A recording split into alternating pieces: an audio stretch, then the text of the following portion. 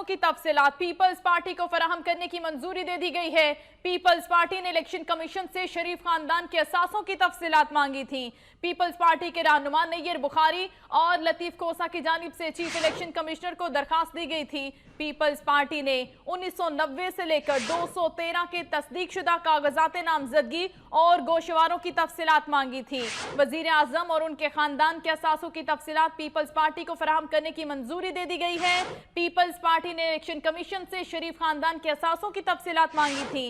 Peoples party के रहनुमा है नैयर बुखारी और लतीफ खोसा। उनकी जानिब से चीफ इलेक्शन कमिश्नर को इस हवाले से दरखास्त दी गई थी कि वजीर आजम के खानदान के असासों की तफसीलात दी जाएं। पीपल्स पार्टी ने 1990 से लेकर 2013 तक के तस्दीक शुदा कागजात नामजदगी और गोशवारों की तफसीलात मांगी थी, जिनको देने की मंजूरी दे दी गई है। एक बार फिर से आपको बताएं कि पीपल्स पार्टी की जानिब से वजीर आजम और उनके खानदान के असासों की तफसीलात मांगी गई थी और अब ये तमाम तर तफसीलात पीपल्स पार्टी को फराहम करने की मंजूरी दे दी गई है। पीपल्स पार्टी ने इलेक्शन कमीशन से शरीफ खानदान के असासों की तफसीलात मांगी थी और पीपल्स पार्टी के रहनुमा है नैयर बुखारी और लतीफ खोसा। उनकी जानिब से दरखास्त भी दी गई थी चीफ इलेक्शन कमिश्नर को इसी हवाले से।